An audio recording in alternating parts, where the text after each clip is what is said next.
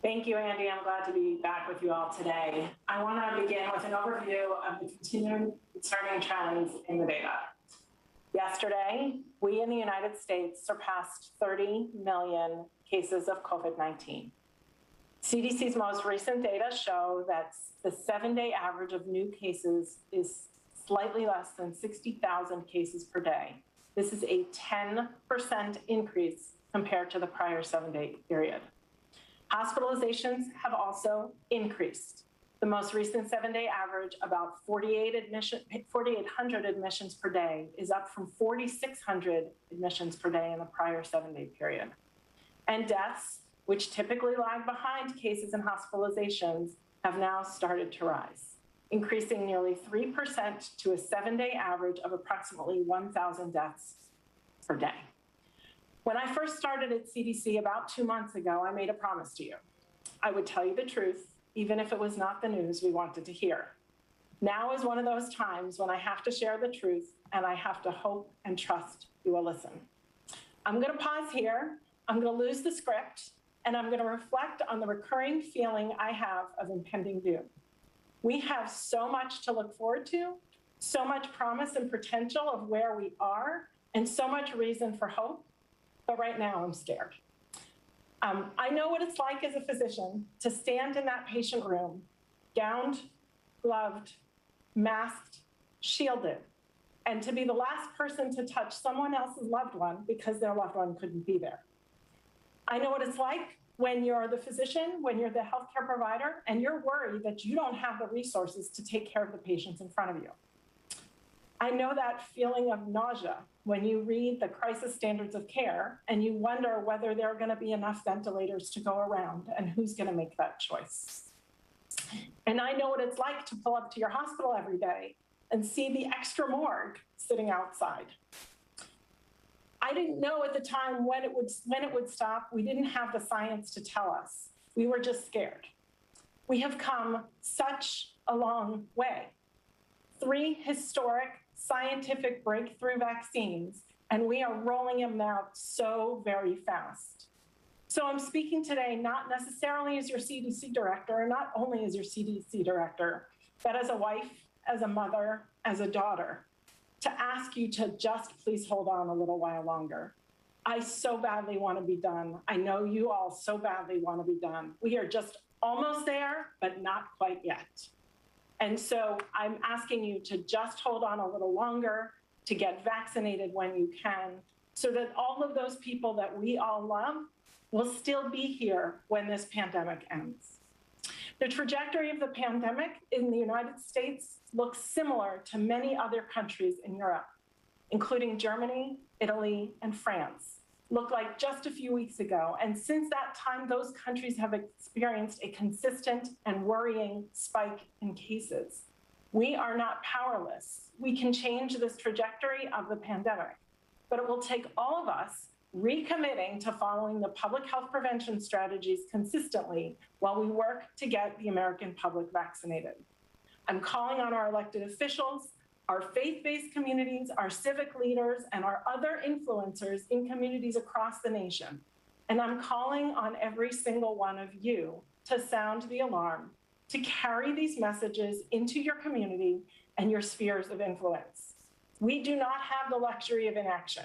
For the health of our country, we must work together now to prevent a 4th surge.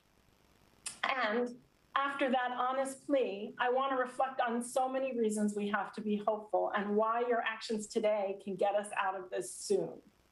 As I shared last week, we continue to get more and more real-world evidence on the protection of COVID-19 vaccines provide. And CDC scientists have been working since these vaccines were first authorized to expand the evidence supporting their effectiveness. Today, I'm excited to share information about a new CDC-led study that's being published in the MMWR. This study assesses the real-world effectiveness of the Pfizer and Moderna vaccines in preventing infections among nearly 4,000 healthcare personnel, first responders, and other essential workers in 6 states from mid-December to mid-March. The study found that the risk of infection was reduced by 90% after individuals received the 2 recommended doses of the vaccine. The study also found that people starting to get a protective effect even after the first dose, the risk of infection decreased by 80% after 2 weeks. Findings of this are all consistent with the clinical trial data.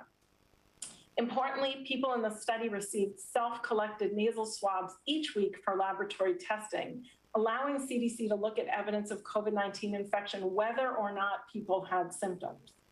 A small number of infections were asymptomatic. However, most infections occurred among people whose infections were identified by testing before they developed symptoms or knew they were infected. This study also demonstrates that 2 vaccines can reduce the risk of COVID-19 infections, not just in symptomatic infections, but also in asymptomatic or pre-symptomatic infections. This study is tremendously encouraging and complements other recent studies published in New England Journal of Medicine and discussed by Dr. Fauci last week among similar populations at high risk of exposure to COVID-19 because of their occupations. These findings also underscore the importance of getting both of the recommended doses of the vaccine in order to get the greatest level of protection against COVID-19, especially as our concerns about variants escalate. Our national vaccination efforts are working. As of yesterday, over 93 million people have received 1 or more doses of vaccine, and over 51 million people have been fully vaccinated. And CDC is collaborating across the government with our state, territorial, local, and tribal partners to get vaccines to communities and to get vaccinations into arms as quickly as possible through a multitude of channels, including the Federal Retail Pharmacy Program, through FEMA's community vaccination centers and mobile clinics, and through HRSA's Community Health Center program. These efforts are rapidly advancing our goal to getting 200 million shots in arms during the first 100 days of this administration. Over 1 in 3 adults in this country have already received 1 dose. Finally, I want to share today that CDC is making important updates to the list of underlying medical conditions that can increase risk of severe COVID-19 outcomes. This update is keeping up with my commitment to lead with science, to have clear information on our website, and to better describe the science underlying these conditions. After a thorough review of the evidence, we have simplified the list of underlying conditions for consumers and created a new page for healthcare providers. This will make it easier for patients and the public and providers to understand the important information related to their underlying medical conditions and its potential impact on COVID-19 severity. We have also updated the list of underlying medical conditions to include substance use disorders based on evidence that having these conditions can increase risk of severe illness or death from COVID-19. You can now visit the CDC website to learn more about these underlying medical conditions and the science evidence used to support their inclusion in the list. I reach out to you both with my concerns and also my hope, so that you can all be here to hear this message, healthy and vaccinated, in the months ahead. Thank you. I will now turn things over to Dr. Fauci.